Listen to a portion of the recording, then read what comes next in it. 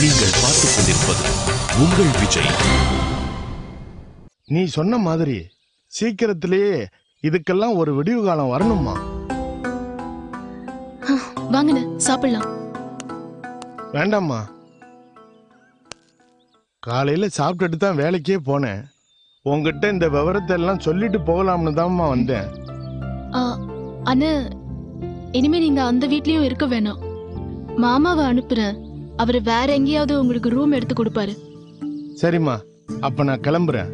அருந்ததியை விசாரிச்சேன்னு சொல்லு. சரிண்ணே, வரேம்மா.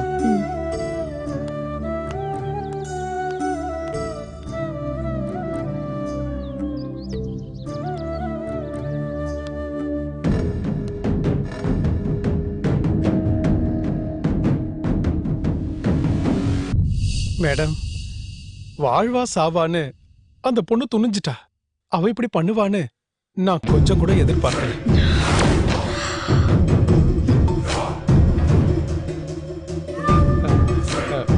மேடம், அந்த கவிதாவோட கேஸ் மாதிரி இல்ல இது.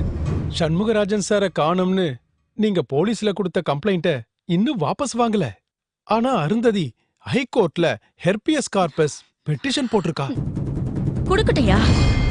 அவளோட இந்த ஆட்டம் எது வரைக்கும் போகுதுன்னு நாமளும் பொறுமையா இருந்து பாப்போம். அவளோட அழிவுக்கு தான் இந்த மாதிரி ஒரு சந்தர்ப்பத்தை அவளாவே தேர்ந்தெடுத்திருக்கா.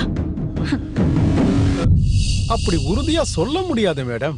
ஒருவேளை சண்முகராஜன் சார கோர்ட்ல ப்ரொடியூஸ் பண்ண வேண்டிய சூழ்நிலை வந்தா அவரு அவளுக்கு சாதகமா தான் சாட்சி சொல்லுவாரு.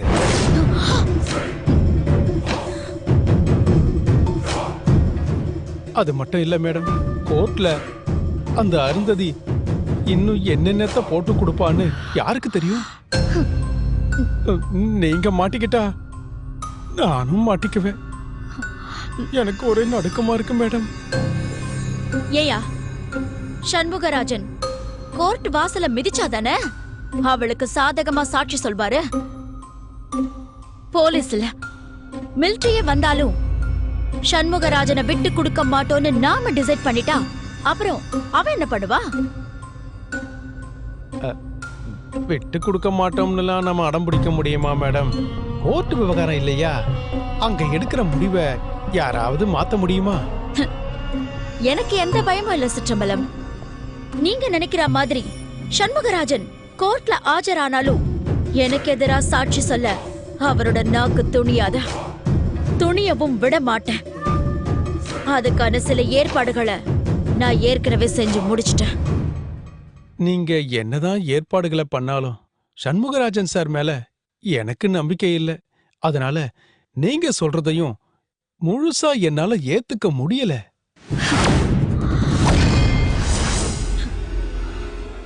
ஆனா நான் செஞ்ச ஏற்பாடுகள் மேல எனக்கு நம்பிக்கை இருக்கு.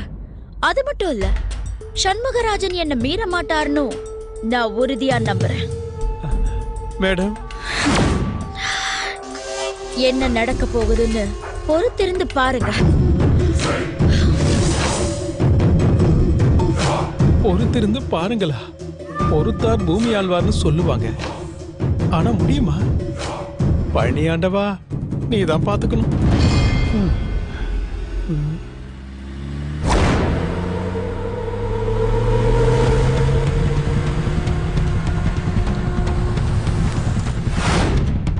ஐயோ, போலீஸ் வருது.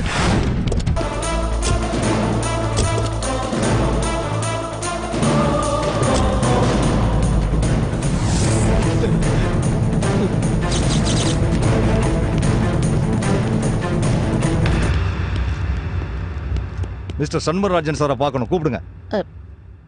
கூப்பிடுங்கம்மா. அது வந்து என்ன ரொம்பவே தயங்குறீங்க? இன்ஸ்பெக்டர், சண்முகராஜன் சார் இங்க இல்ல.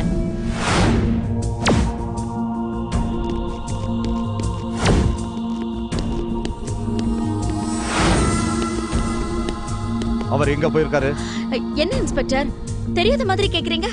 அவர் மிஸ்ஸிங். நான் தானே உங்ககிட்ட கம்ப்ளைண்ட் கொடுத்தேன். அவர் திரும்பி வந்திருந்தா கம்ப்ளைண்ட் வாபஸ் வாங்கிருக்க மாட்டேனா? நீங்க கொடுத்த கம்ப்ளைண்ட்ல உண்மை இருக்கிறதா தெரியல. எதை வச்சு சொல்றீங்க? நான் சொல்றது உண்மை.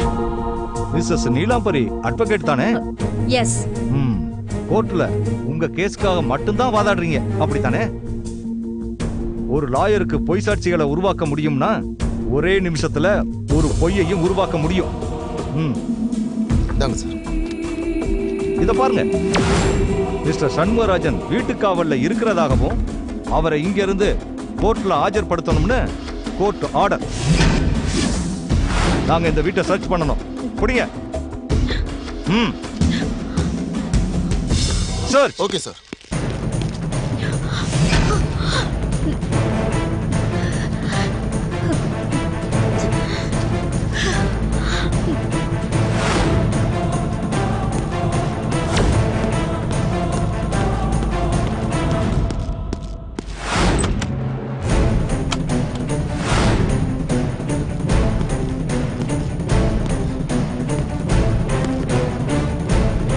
என்ன சார், பர்சனல் ரூம் வரைக்கும் வந்துட்டீங்க? சண்முகராஜன் சார் எங்க? அதே தான் சார் நானும் கேட்குறேன். சண்முகராஜன் சார் எங்க? கண்டுபிடிச்சு தர்றேன்.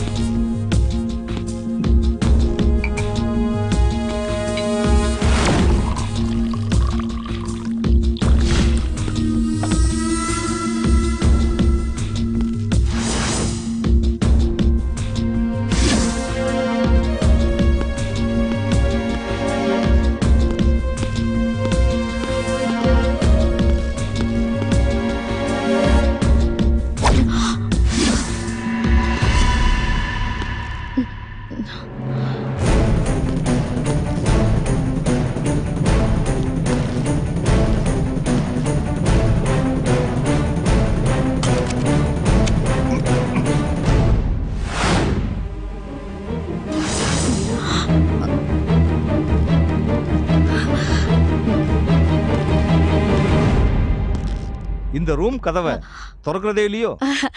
இல்ல சார், திறக்கிறதே இல்ல. அந்த சாவி கூட தொலைஞ்சு போச்சு. ஓ, அப்படியா? ஆனா இந்த ரூமை இப்ப திறந்தே ஆகணுமே. என்ன பண்றது? ராதா, ராதா சார். இந்த ரூம் சாவி தொலைஞ்சு போச்சான். அப்படியா சார்? ஆனா ரூமை திறக்கணும். நீதான் கதவை உடைக்கிறதுல மன்னனாச்சே. உன் கால் பலத்தை காட்டு. சார். வேண்டாம் சார்.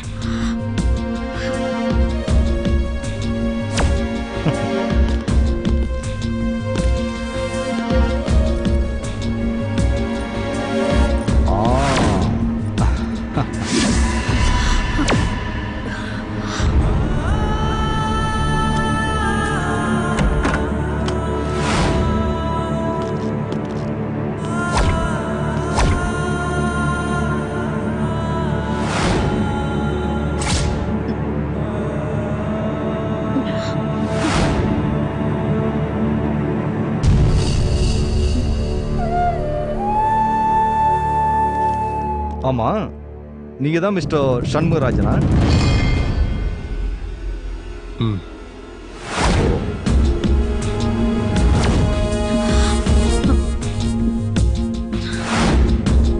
நீங்க இப்போ வீட்டு காவல்ல இருக்கீங்களா? எனிவே, உங்களை இன்னைக்கே நாங்க கோர்ட்ல ஆஜர்படுத்தணும். நீங்க எங்களுக்கு ஒத்துழைப்பு கொடுத்து எங்க கூட வரணும்.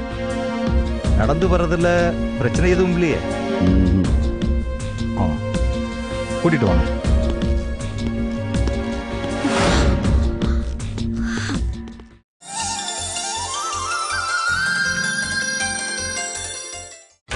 நீங்கள் பார்த்துக் கொண்டிருப்பது உங்கள் விஜய்.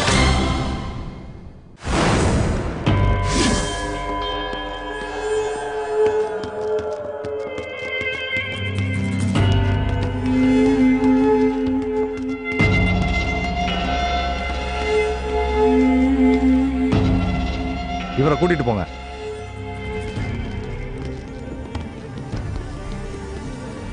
இப்போதைக்கு வேற எந்த ஆக்ஷனையும் எடுக்கல. மிஸ்டர் சண்முகராஜனை நாங்க கூட்டிட்டு போறோம். நீங்க சொல்ல வேண்டியதெல்லாம் கோர்ட்ல வந்து சொல்லுங்க.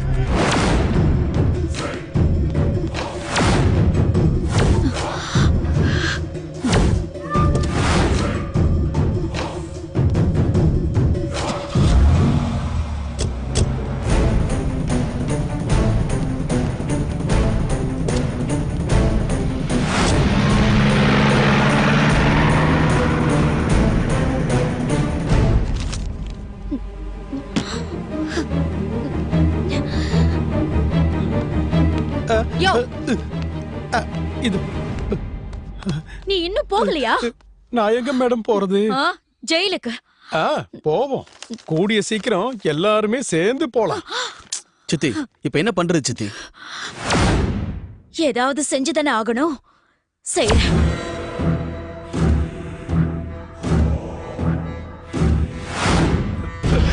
பழனியாண்டவா எல்லாரும் விட்டுட்டு போயிட்டாங்களே, நான் தனியா என்ன செய்வேன்?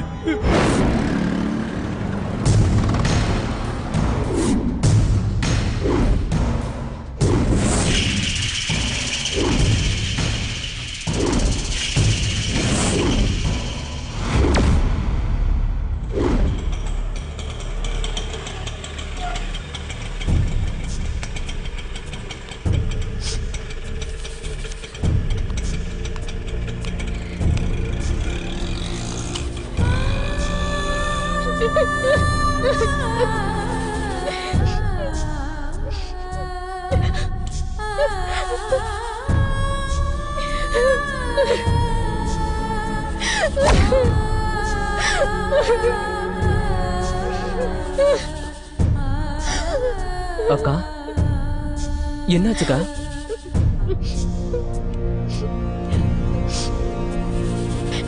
சொல்லுக்கா. நான் ஏமாந்துட்டேன், தோத்துட்டேன். எல்லாரும் முன்னாடியும் நான் தோத்துட்டேன். என்ன சொல்றக்கா? நம்ப கூடாது, யாரையும் இனிமே நம்ப கூடாது. அக்கா அம்மா, நான் தோத்துட்டேம்மா, நான் தோத்துட்டேன். என்ன என்ன ஏமாத்திட்டாங்கம்மா, எல்லாரும் சேர்ந்து என்ன ஏமாத்திட்டாங்க. என்னம்மா, என்ன ஆச்சு சொல்லு. ஆர்த்தி, என்னாச்சு? என்ன நடந்துச்சுன்னு சொல்லுமா. அப்பா, அந்த சண்முகராஜன் சார் அருந்ததி மேல, அதான் என் மேல உயிரே வச்சிருக்காரு. பேர பிள்ளைய நல்லபடியா வளர்க்க ஆசைப்படுறாரு. அவரு இருக்கும்போது அருந்ததிக்கு எந்த குறையும் இருக்காதுன்னு சொன்னேன்ல. அதுக்கு என்னம்மா இப்போ?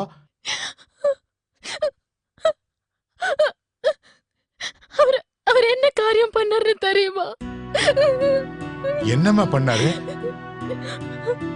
அவர் அந்த நீலம்பரி சாகடிச்சிட்டான்னு கேள்விப்பட்டப்போ அதுக்காக அவளுக்கு தண்டனை வாங்கி கொடுக்கணும்னு பாடுபட்டேன். அதுக்கப்புறம் அவர் உயிரோட இருக்காருன்னு தெரிஞ்சதும் எங்க இருக்காருன்னு தேடி அலைஞ்ச. அந்த நீலாம்பரி அவரை வீட்டு காவல்ல வச்சிருக்கான்னு புரிஞ்சுக்கிட்டதும் அவரை காப்பாத்தணும்னு நான் கோர்ட்டுக்கு போனேன். ஆனா அவர் என்ன ஏமாத்திட்டாருப்பா. அவர் உன்னை எதுக்காக ஏமாத்தினாரு? அந்த அந்த ஜேபிக்கும் நீலாம்பரிக்காகவும் தான். ஏமா, கோர்ட்ல அப்படி என்னதாம்மா நடந்துச்சு? கோர்ட்ல என்னதான்ப்பா முதல்ல விசாரிச்சாங்க.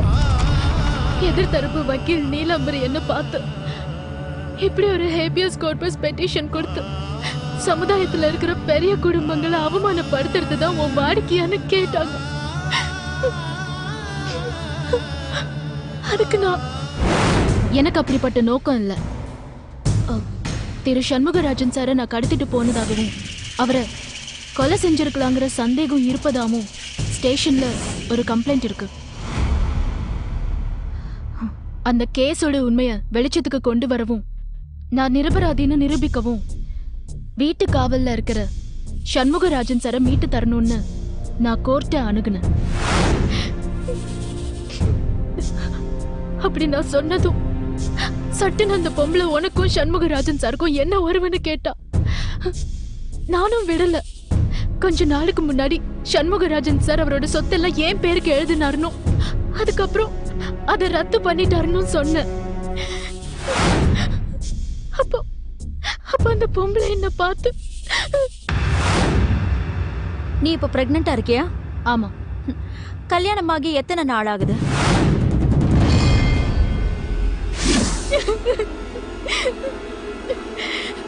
அவ கேட்ட கேள்விக்கு என்ன பதில் சொல்றதுன்னு தெரியாம நான் தலை குனிஞ்சு நின்ன. அவ அதோட விடல. கல்யாணம் ஆகாத ஒரு பொண்ணு கர்ப்பமா இருக்கான்னா அவ எப்படிப்பட்டவளா இருப்பான்னு கேட்டா. என் உடம்புல நெருப்பள்ளி கொட்டின மாதிரி இருந்துச்சு. இந்த மாதிரி கேள்வி எல்லாம் என் கேஸ்க்கு சம்பந்தம் இல்லாததுன்னு என் லாயர் சகுந்தல தேவி சொன்னாங்க. ஆனா அத நீதிபதி ஏத்துக்கல. ஏக்கா அருந்ததி அக்காவை கெடுத்தவன் அந்த அயோக்கியன் ஜேபி தானே எல்லாரும் முன்னாடியும் சொல்லிருக்கலாம்ல. சொல்லலான்னு தான் நினைச்சேன். ஆனா அதை ஏன் வாயால சொல்றதை விட ஜேபியோட அப்பா சண்முகராஜன் சார் சொல்லுவாருன்னு நான் எதிர்பார்த்தேன். ஆனா அந்த நீலம்பரி கேஸ திசை திருப்பிட்டா. மிஸ்டர் சண்முகராஜனுக்கு தெரியாம நீங்களா ஒரு டாக்குமெண்ட் ரெடி பண்ணி சொத்துக்கெல்லாம் சொந்தக்காரி நான் தான்னு எல்லாரையும் நம்ப வச்சிருக்கீங்கன்னு நான் சொல்றேன். இல்ல, அவரோட விருப்பத்தோட சுய நினைவோட தான் சொத்து என் பேருக்கு எழுதினாரு. இல்லன்னு அவரே சொல்றாரே.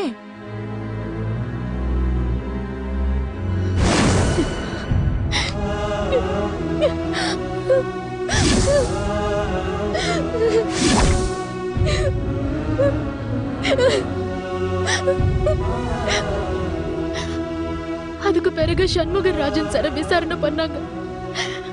அவரு சொன்ன ஒவ்வொரு வார்த்தையும் என் நெஞ்சில இடி மாதிரி இறங்கிச்சு. என் கண்ணு என்னாலேயே நம்ப முடியாம போச்சு.